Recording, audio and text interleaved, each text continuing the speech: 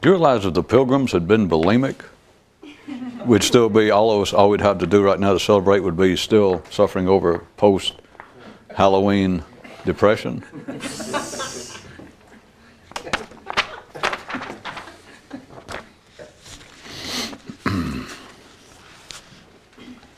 Just as bad dreams come only when you go to sleep, so does confusion and disturbance arise only when you mentally assert and deny.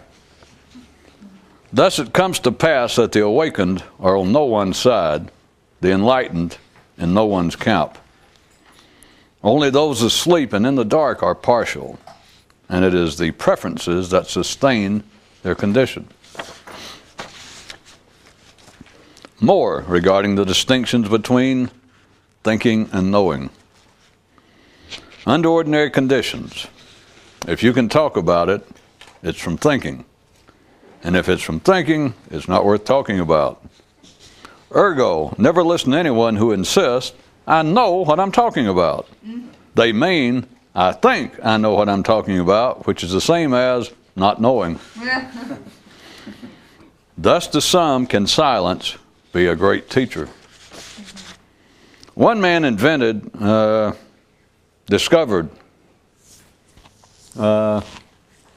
one man had a flashlight which worked best when not turned on and aimed anywhere. And a young lad asked his dad, how could you describe someone more conscious? The bar to extraordinary sight is in preferring what you see. There are two types of people who want to help others, the fearful and the ignorant. There's actually a third one, the weak, but I hated to pick on everybody all at once. There was once a planet populated by creatures much like us, except they were conscious and didn't talk about it, whereas we're just the opposite.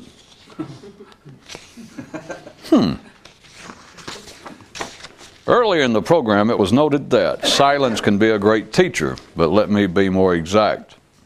Silence is the natural classroom in which enlightenment is experienced.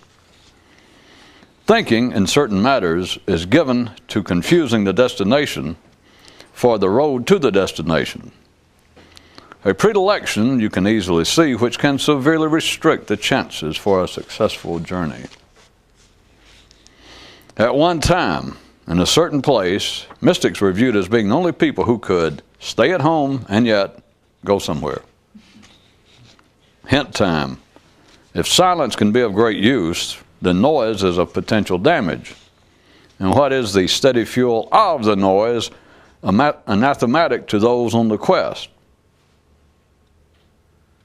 The sound of their own mental preferences.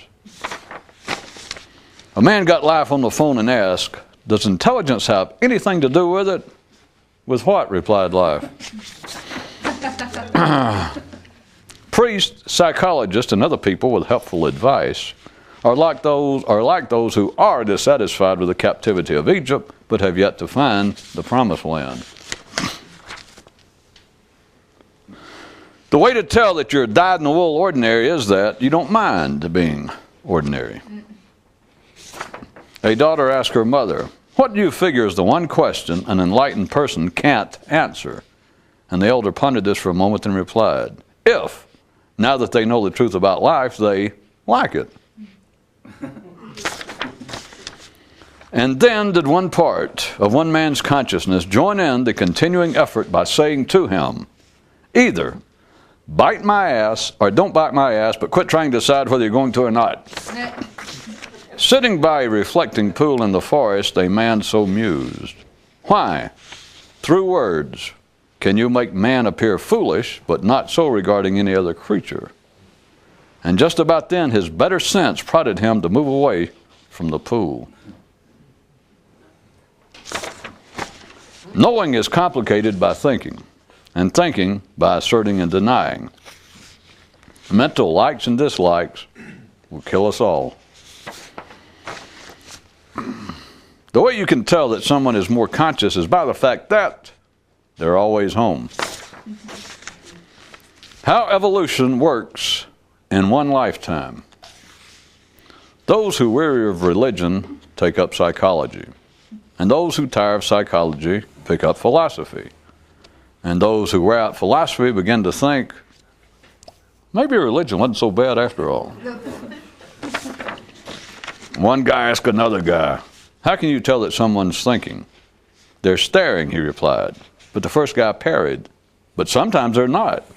Ah, he countered, but internally they are. The visual scope of consciousness. Knowing is omnidirectional. The traditional transcendental sailor can be on any sea, look out and say, ah, what a place to be. As long as you continue to recognize what idiots other people are, you're safe. That is, nothing will be required of you. A man said to a mystic, okay, if that's the way it's got to be, then tell me where the secret isn't. Okay, replied the wise one, it isn't anywhere that you want it to be.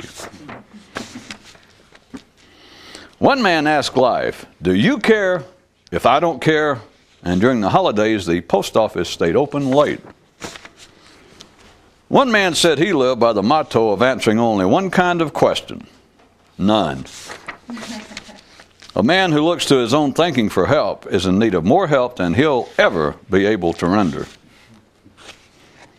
And if you're right, then how about the looking to other people's thinking for assistance, which is too dumb to answer? Another division for all of you division lovers. You can divide the world up into another two groupings of people. Those who have their most fun with their clothes off, and those whose greatest pleasure is had while still clothed. Note that mystics fall through the cracks on this one. On one world was once a race of beings who were actually robots, but the way they kept from realizing it was by continually thinking and saying, I. One man pinned a note to his consciousness which read, don't leave home without it. The joke being, of course, that you can't unless you do. A man stupid enough to beat up on himself at least has picked a suitable opponent.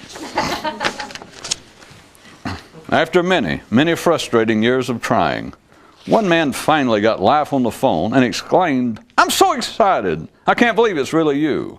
Then before he could ask any of the questions he had so long held, life said, what's your sign? And immediately crushed the man.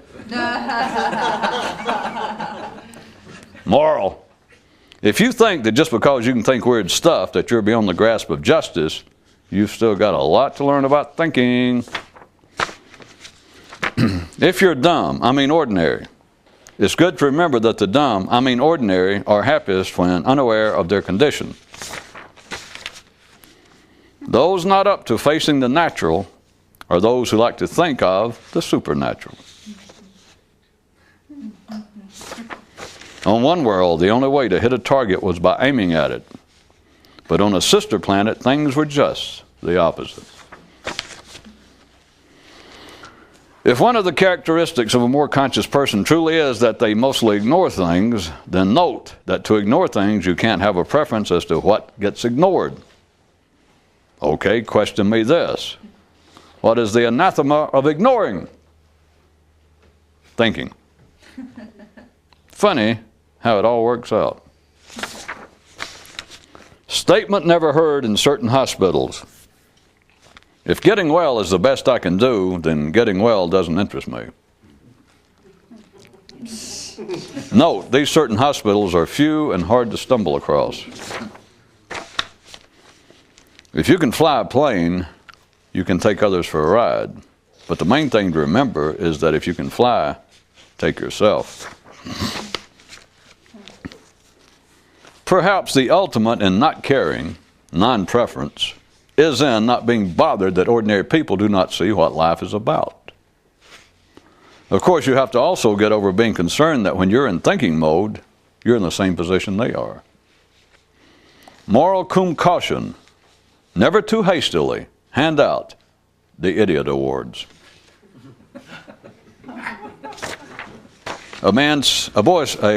A son said to his father, before I go off on my own, would you give me your best advice? And the elder replied, no, I love you too much. A different kind of songbird. The identifying call, could it be heard, of the awakened man would be, what's not to like?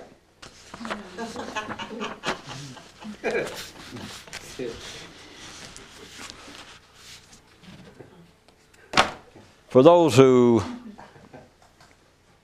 continue to see this on their radios and television and still ponder what it's about, we're going to back up a little bit, figuratively speaking, and run at it again for your edification. And plus, perhaps it will spur some of you on to watching it on TV rather than your radio. Knowing that there are people, always have been, it's not just in relationship to this particular show and what I'm saying, but it's always been thusly, that there are some group, some size group of people who can be exposed to such as this and even find it interesting and still ponder, why do I find it interesting and exactly what the hell is it about? There were a couple of guys in another galaxy who had had extensive travels in our universe, and they were sitting around talking, and one of them, discussing where they had been, and one of them said, what would you say about a group of creatures on this one planet that not unlike us? These guys I'm talking about weren't unlike us, and so they were saying that they weren't unlike us. One of them asked the other one, so what would you say about a race of creatures on this one world who had a primary organ, one on which they much depended, that would actually function in a way unknown to them? And the other guy thought, if he had been more like us, he would have said something like, well, I'd call them idiots. But they had been around a bit more than most people on this planet, and so they realized that calling someone an idiot, making some judgment on their lack of insight or intelligence, was a reflection on their lack of insight and intelligence. But it did leave them with an interesting rhetorical conundrum. How could it be? What's afoot? What's up, Doc? That there could be some creatures with one of their primary organs capable of a function, capable of functioning in a way apparent, he said, totally unknown to them. What if I carried their story a little bit further and spoke up for one of them, continued the guy's story? Or let me jump in the story and pretend that I know what they're talking about.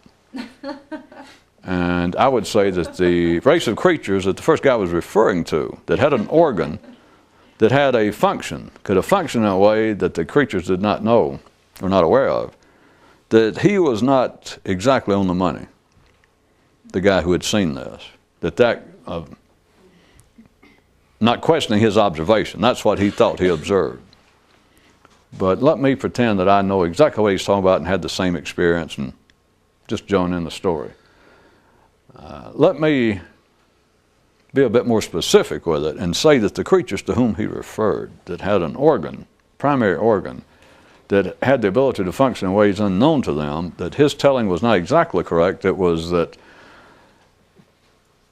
more like this, that the alternative function or another functioning of the organ was not totally unknown to the creatures on some spotty basis.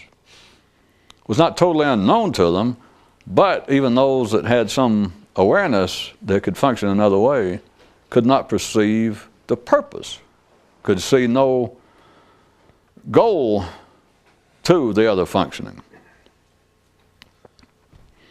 This, by the way, if you took this from this other fictional world and you applied it as best as you could to this planet, that also answers why people cannot succeed in changing themselves into their admirable, institutionalized or institutional-based models.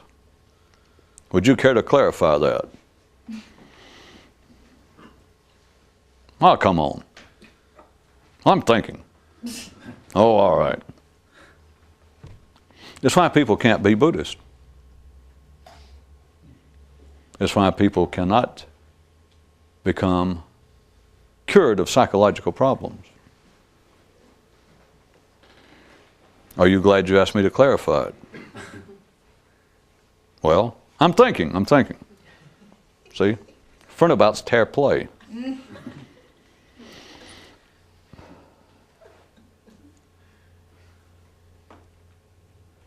Why does this sort of activity seem so strange from the outside, as if anyone cares, and from the inside,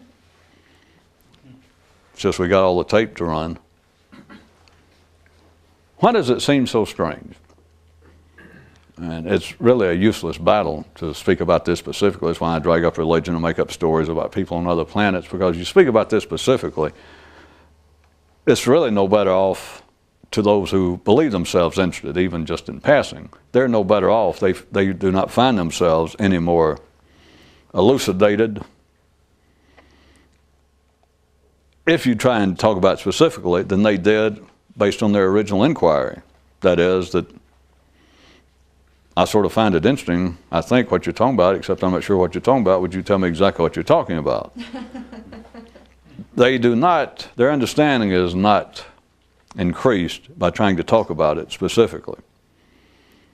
So back to the old vineyards out in the common marketplace. Man's brain is capable of functioning.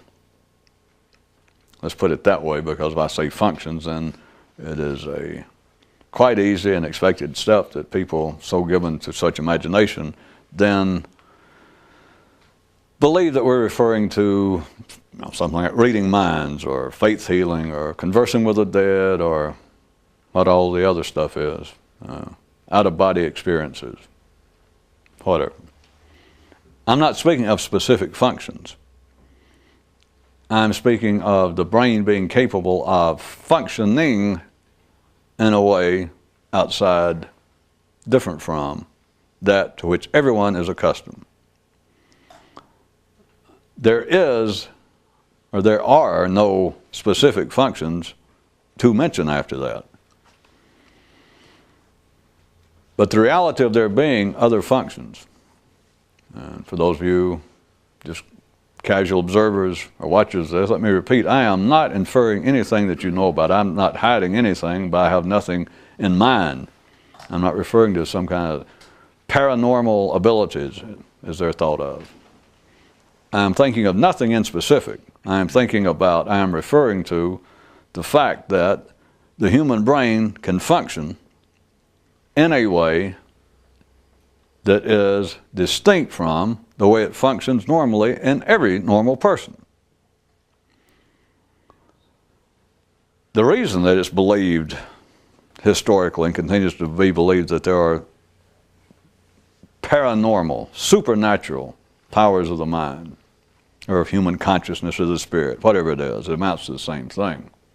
Even though those speaking the words may not realize it, it all amounts to other operations of the human brain.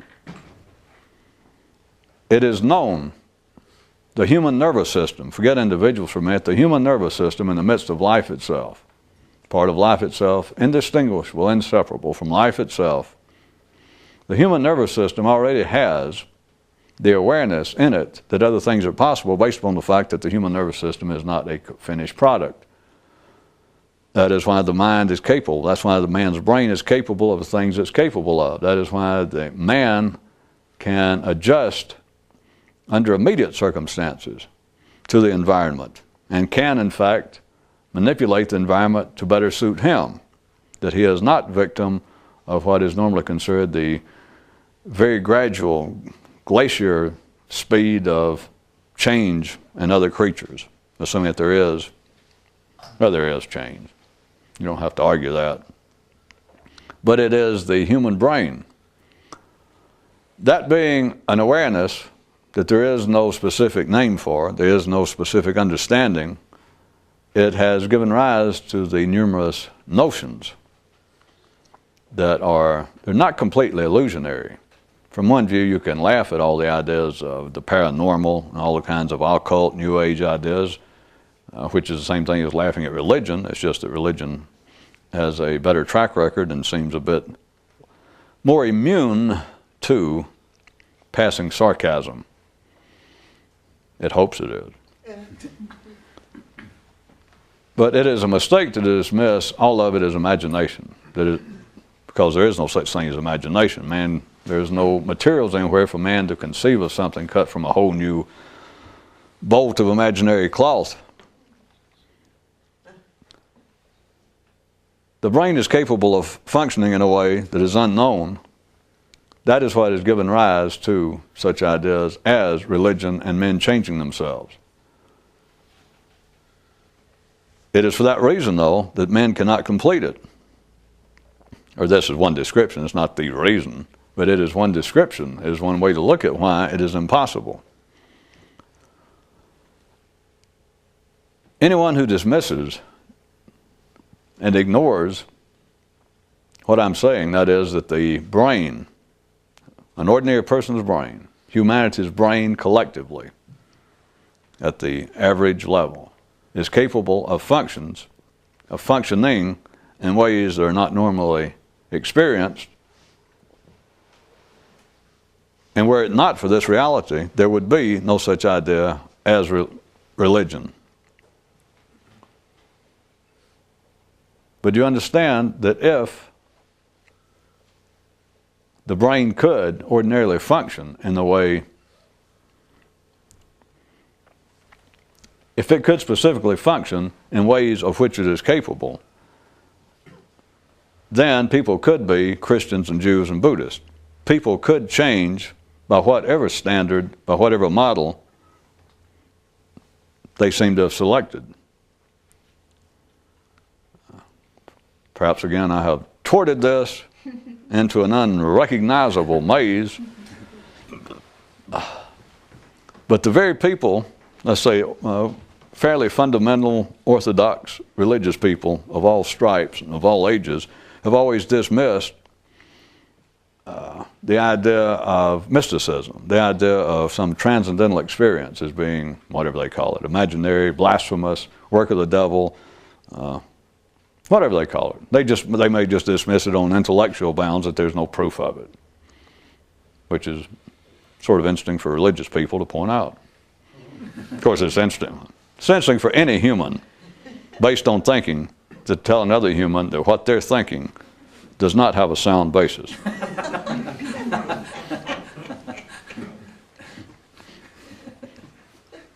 I don't know, it's like Abbott criticizing Costello, and then Costello throwing a pie back at Abbott, and Abbott reaching for the seltzer bottle, and then Costello reaching for the bladder bag, and then Costello reaching for a cross, and so on.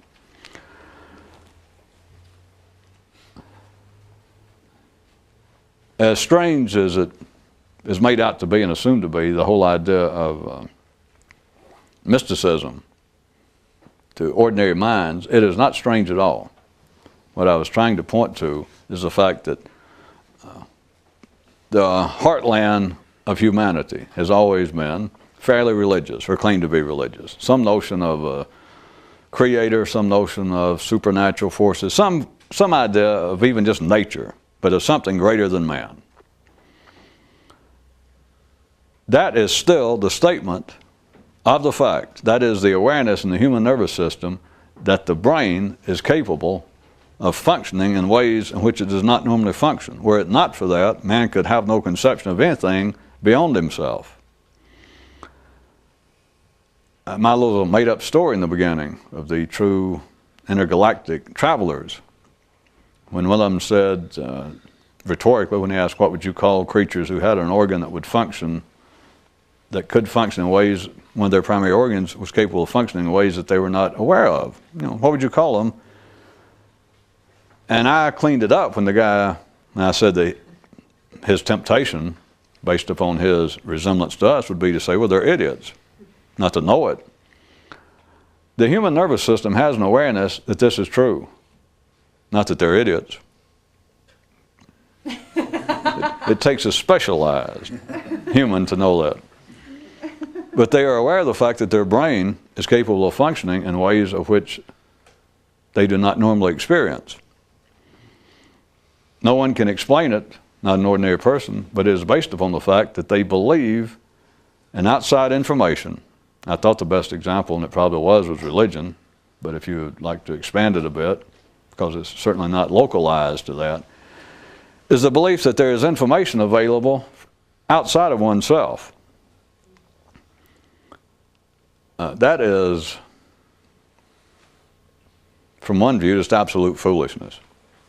For people to believe, for people to continue to believe, and I'm not talking about information about the external world, because that is certainly possible. That someone who lives in Norway, if you call them up on the phone and ask them to describe downtown Oslo, and you've never been there, they can do it. And you can say, well, now I got information. But to believe that there is information about life itself, or about the nature of man, that is outside of you, that is out there somewhere, and that would be useful, that would be explanatory to you, is to believe almost the opposite from the reality of the brain being capable of other functions. You have almost nailed your own trap door in your brain. You have almost nailed it shut to believe that. I admit that was a sorely lacking allegory. You have almost cut yourself off at the knees in your brain. Is that any better? You have denied, operationally, you have denied any possible practical use of the fact that your brain can function in ways not normally experienced by believing, by operating on the basis that there's information available. There must be outside of your brain that would help illuminate this, that would help you pursue this. All right, I'll bring it back to a cruder level. If there was a true operational basis for religion, then you are being sacrilegious if you seek religious information or instruction or help from outside yourself. I won't be too concerned that you didn't react here, because looking upon you, I don't see any signs of any deeply religious people. But those of you out in radio land, that is a fact. It's not an attack on religion. But if people understood the basis, if they could recognize the real basis, which is not religion, but the basis behind the notions of religion, then they would understand that to attempt to practice religion on the basis that it has any reality outside of oneself. The idea of worshiping or paying homage, as they call it, to God. And to believe that it is anything, that it's possible to do anything of such a nature external to oneself, would be blasphemous if there was the kind of figure that most people, or that the more simplistic of humans believe the Creator or God to be. It would be blasphemous because you're denying the fact that it's possible to experience what is driving you to believe that. Because the way you deny it, the way I was attempting to say you have almost cut yourself off at the knees, is this feeling. It is experienced and it is felt in any ordinary person that there is something else. That's no big secret. That's what they normally call it. And from there, it's a short step to saying, well, it must be a God or it must be something. Let's let them have it. Let's go ahead with that normal description. But after giving that there is this feeling in all sane people that something is lacking, that something is unfinished in them, that there's something they need, that there's something that they want to know. After that, to operate on the basis that this can be answered, it can be solved, that there is anything of benefit in this hunger, regarding this hunger, regarding these questions, that there is anything outside of oneself, then if the person was doing that on the basis that it was religious, there is the supreme act of blasphemy, in the true sense of the word, which is blasphemy is abject, unconditional stupidity. Because even the religious would have to agree. I'm sure they don't use that in their churches and temples and mosques. But what's a better synonym for even what they mean by blasphemy would be stupidity. Because what kind of idiot would insult God? I mean, stupid barely begins to cover it, it would seem to me. And yet they think of it as being, whatever they call it, evil. It's stupidity. And that's exactly what I'm talking about, except we're in the realm that stupidity has no real meaning because people are not stupid. Collectively, people are doing all they can, all they should be doing. But why is it, now besides civilians and people watching this on their microwave, people who take this seriously throughout the ages, what is it? The brain will function without any doubt. We'll skip all the other shadow boxing and tap dancing. The brain is capable of functioning in all ordinary people. It's capable of functioning in ways not collectively, not normally, not naturally experienced. That is what is known on other planets as a fact. Of course, on other planets I'm thinking of, they don't have a word for fact, but if they did, that's what it would be. That is a fact.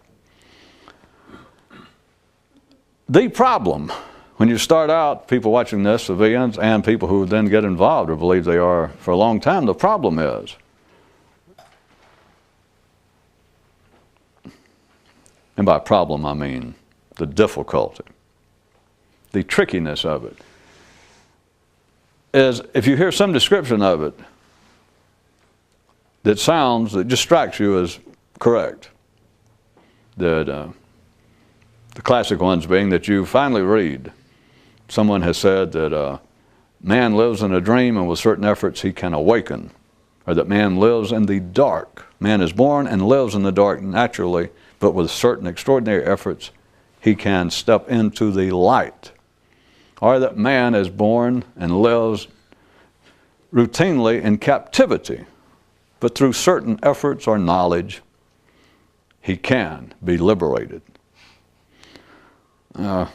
Between those three, that's the three main historical ones, that a person so with an interest intense enough, they read one of these descriptions and it immediately strikes them without any analysis, no question, it just strikes them as yes. Now I know what's up.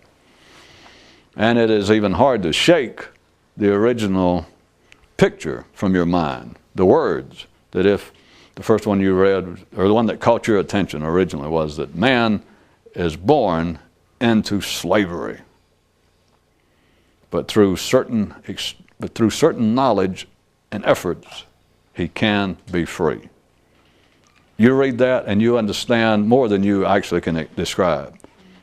That you immediately realize from other things and whatever the text was you read, whatever it took, you realize, you understood that this is not in any way talking about politics, economics, it's talking of nothing physical, it's talking about the very thing that had been bothering you internally. That yes, that's it.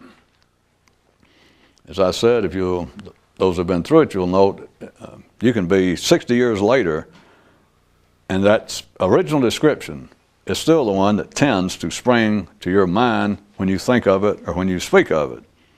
Because as far as you were concerned, it answered it all. And I don't mean there's anything wrong with it. But notice it is extremely difficult to ever escape the description itself regarding escape.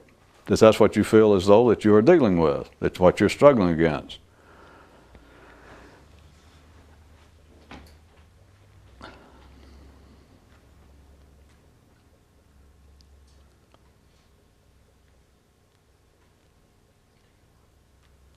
In those three cases,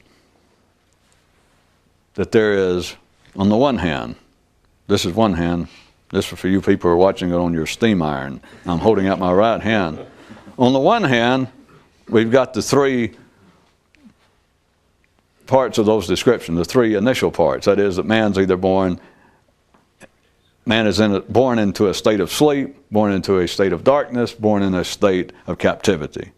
But on the other hand, through certain efforts, through certain knowledge, he can then become, on the left hand, my other hand, he can become awake, step into the light, be freed.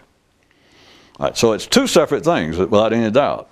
they're as distinct sounding as those of a more fundamental description, those in common currency with the ordinary of life, such as you can either be a Christian or a sinner. You can either be a Muslim or a pagan. You can either be a Jew or a pagan, or you can be a Buddhist or an infidel.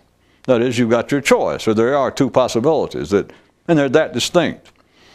All right, even in the realm of the apparent metaphysical, of activities such as this, the distinctions are still that precise, that discrete, and I'm not saying that they're untoward or ill-founded, but there they are, that they sound to be totally different.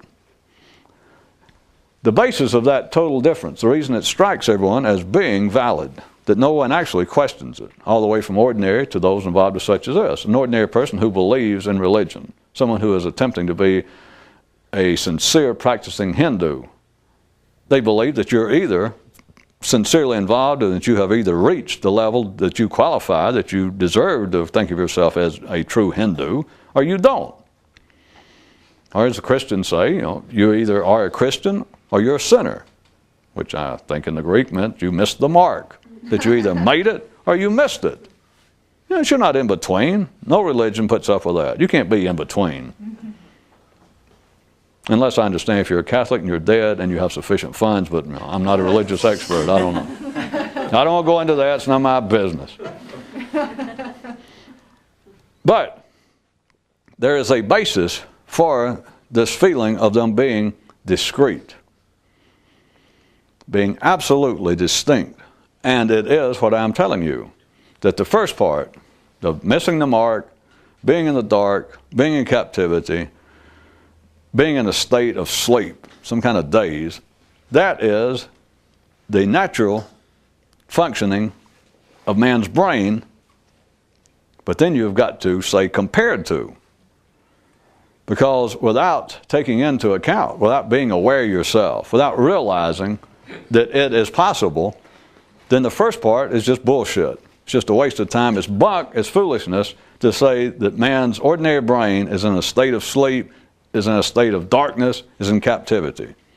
To say that to an ordinary person who does not take into account what I'm telling you is their own awareness that there is some other functioning possible in their brain. The human nervous system with ordinary people is aware of this. They have no name for it. When I say aware of it, I will be more specific. I understand even that word doesn't cover it. Because they're not aware of it.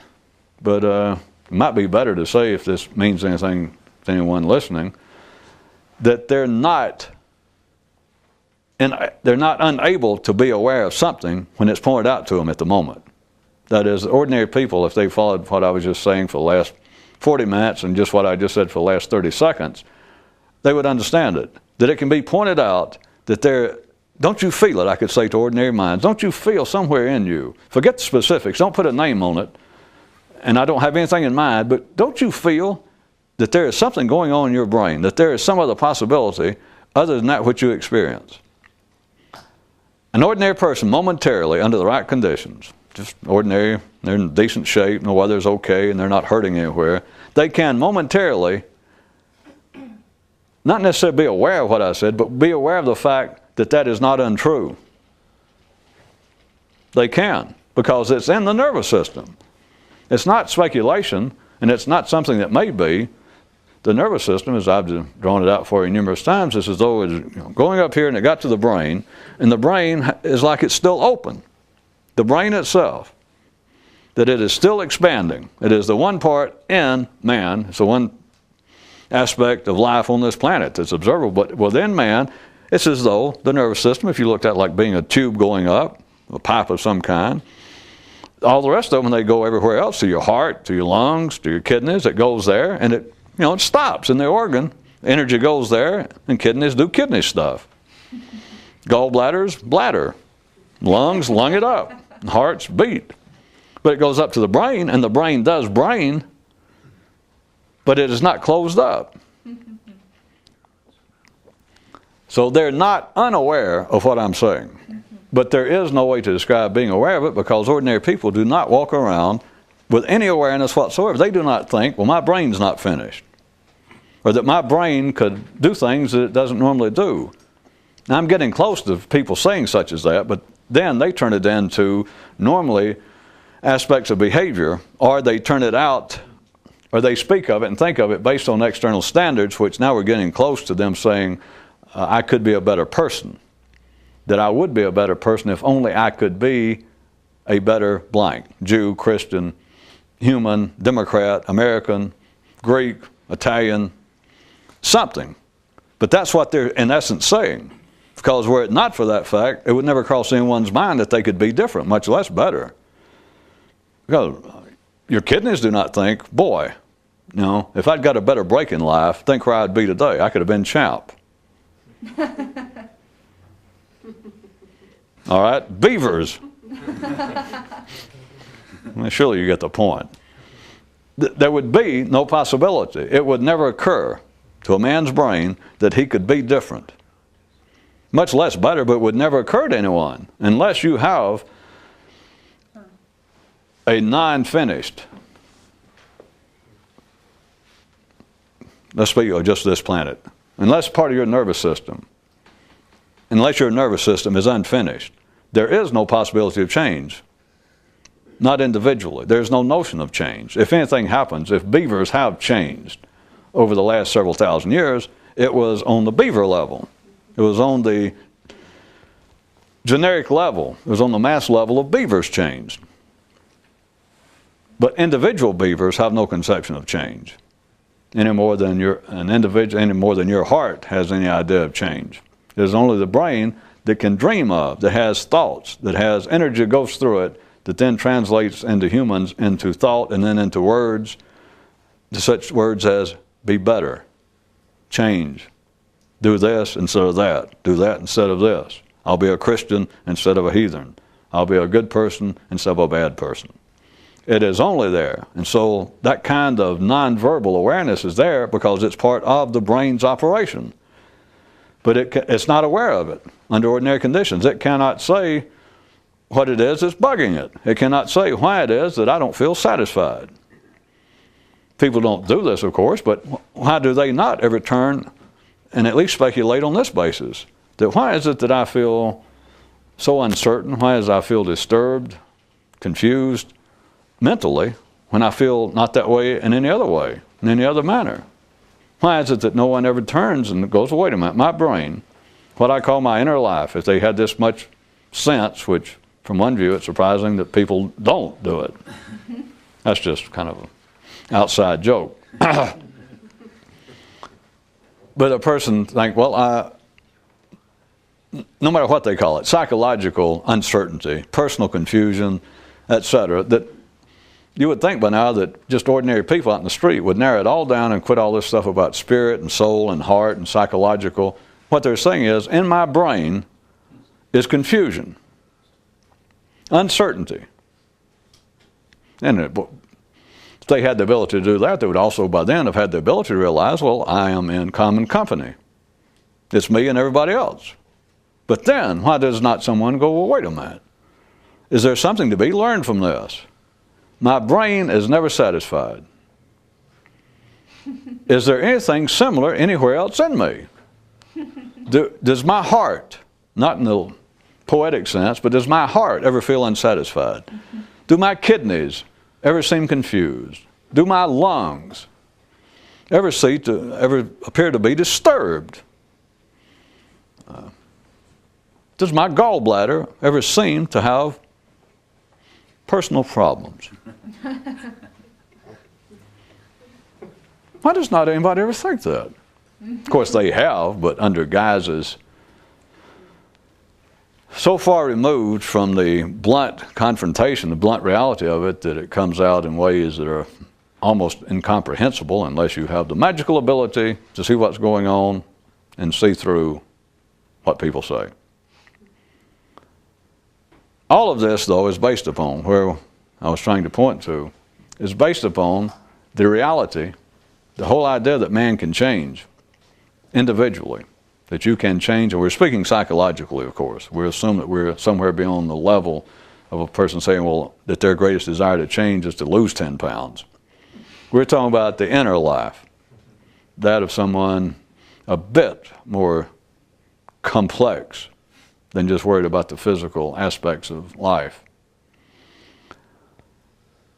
The whole notion, the basis of there being the notion that a person can change is an easy one. It is not, as ordinary minds take it, open to speculation. It's not psychological, it's not religious, it's not otherworldly, it's not divine, it's not anything else than the fact that the brain itself is not a finished organ, and the brain, with ordinary people, is capable of functioning in ways that they do not normally experience. What I started to say was the problem, in the sense of it's a challenge, a difficulty, even if you have already adopted, accepted some description that man is born in captivity, but through certain knowledge and efforts can be free. And let us assume that you have passed the point, but you heard that and you went, yes, now I know what I'm interested in. And so you started pursuing whatever seemed to be the system or what appeared to be the form from which you found that information, that description. And let's assume that you've gotten past the point of that you have no interest, you have no misconception that this refers to anything physical. Nothing. It has nothing to do with the ordinary world of man, the physical, survival, material world of man. And you also understand that it is strictly, or at least you strongly suspect, that it is strictly, or at least ultimately, an individual affair. That you're not that you can't find some group of people, or you can't find some guru or leader or teacher, that all you got to do is get on him like a wart, and that whatever he does or she does will, through osmosis or through some great mystical emanations, take you along with them, change your state. That you begin to realize, at least if it's pointed out to you, at the moment, if it's pointed out, that you strongly suspect the validity of that statement, that it is strictly, ultimately, and ultimately means when it works, that ultimately it is an individual affair. That is, it happens in you. You're not in a crowd of people like at a political rally or at a mass faith healing with the religious people, and somebody goes, oh, be healed, and 20 people or 100 people or 200 people fall down and holler, I'm healed. Or that they holler, everybody stand up and salute the flag, everybody stand up and pay homage to me, your great leader, and everybody seems to do it, and it seems to have a mass appeal. That it all seems to be happening, or it seems to be happening to large numbers of people. There is no mass mysticism. And by mass, I mean anything over one. That is, in the mystical terms, a mass, a mob, a group, collective, is anything from 2 to infinity. It is all in your brain. But the problem I was going to point out, or the challenge is, even should you adopt, and I don't mean that in a pejorative sense, that you read that man is born in the dark or born in captivity and through certain knowledge never can be freed. And yet you already strongly suspect, when it's pointed out to you, that this is all an internal matter, it's all strictly a private matter, and it certainly has nothing to do with the physical side of existence. So let's assume you're past that point. Here is the challenge, though. Until you have had some very specific experience, that is, until this other possible functioning functions in you in some specific manner, until that happens, even though you have adopted, even though it struck you the validity of it, that was true. What it was speaking of, that is the freedom from captivity, the illumination from darkness, the awakening from a state of sleep, all that was saying, all that's pointing to is this other possible functioning of the brain.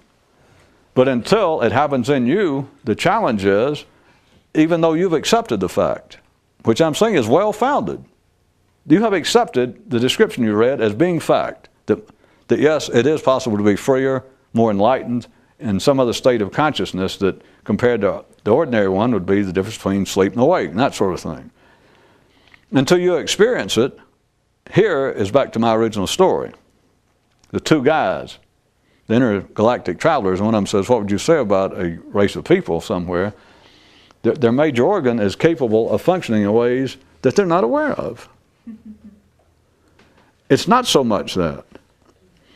It is, if I gave credit verbally, given credit, me saying give credit in a rhetorical sense, if I were to describe humans and say that all ordinary humans are aware of the fact that the brain can function in ways not normally experienced, which they're not, but let's say that they are.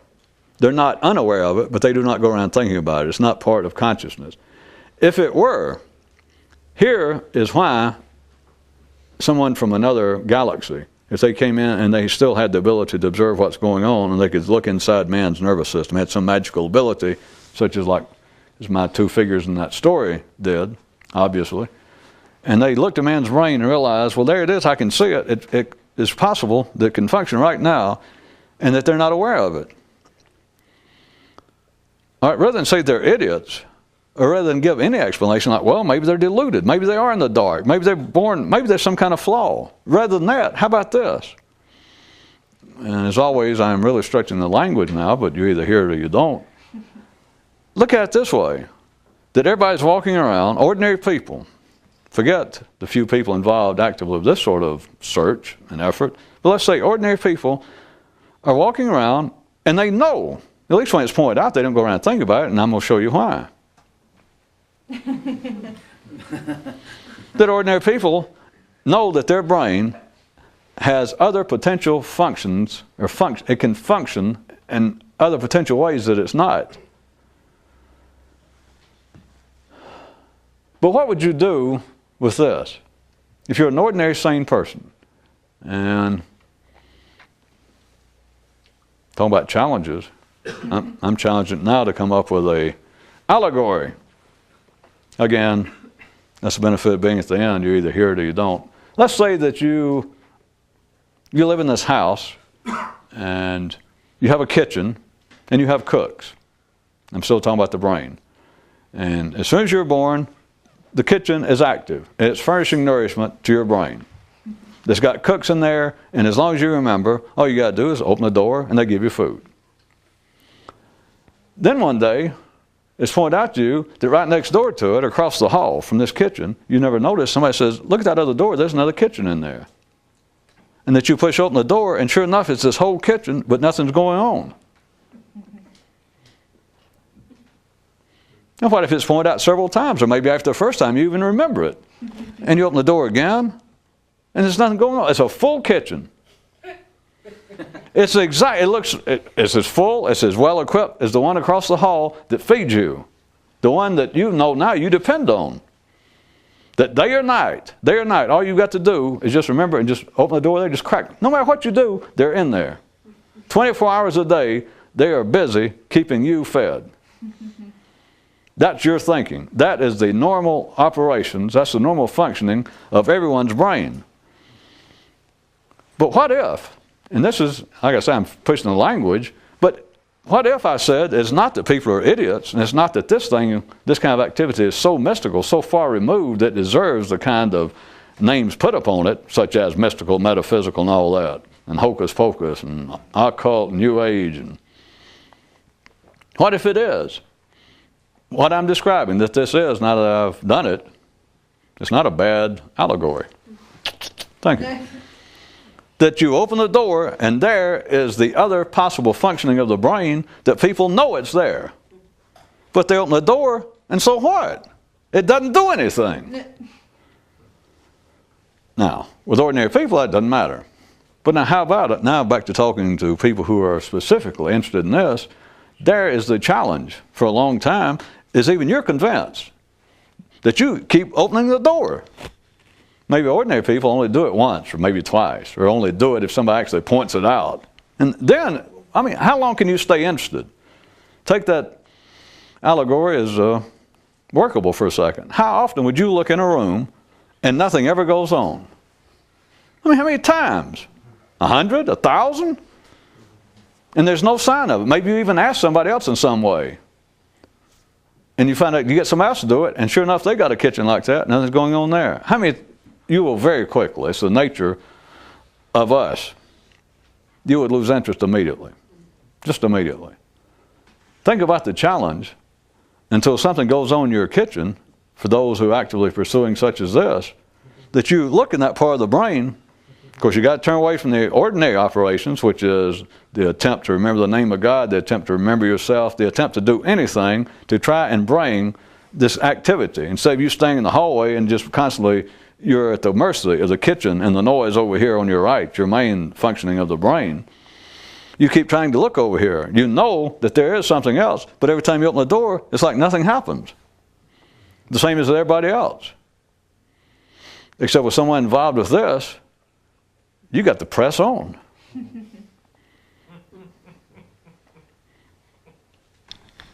There is, however, one saving, if you're following that instant metaphorical picture, there is one advantage. Of course, there's always an advantage to somebody doing this. Of course, one advantage, for me saying there's always an advantage, is you might as well look at it as saying there's one advantage because you're stuck with it. So why not look on the brighter side? But there is. You can at least stand there in the middle of the hallway, and that is in itself a unique internal experience. Because you know, well, from your own experience, it doesn't matter whether anybody else does, but after you do that, at least you know that it is a relief. It offers something to be able to stand there and know that the other kitchen's going on with or without your attention, and to you feel better internally. The emotional tenor, the vigor of your own nervous system, your own brain is increased when you're just standing there in the middle of the hallway, rather than either looking inside the kitchen, which it takes that to stand in the middle of the hallway, or else you're just being driven by what's going on inside the kitchen. And when you're driven over there, you might as well be dead. You might as well be in prison, in the dark, in bed asleep, compared to not being in there, which is another functioning of the brain. Of course, now I've done it. We can go back now that I've cleared all this up in a short matter of 50 minutes. Now we can go back to my story and say the first guy said, what would you call a bunch of creatures, race creatures who have another possible functioning of their major organ and they don't realize it? Now that I think about it, maybe the second guy would have been within his rights to go, idiots. That's the only drawback to making up your own serious spiritual and mystical metaphors, is then you have to come up with the moral and the punchline. That's a hell of a responsibility, folks. Well, only if you're addressing idiots. Then it is a grave responsibility. But I must point out to you, addressing audiences of idiots is always a grave responsibility, no matter what the subject, because they can turn on you.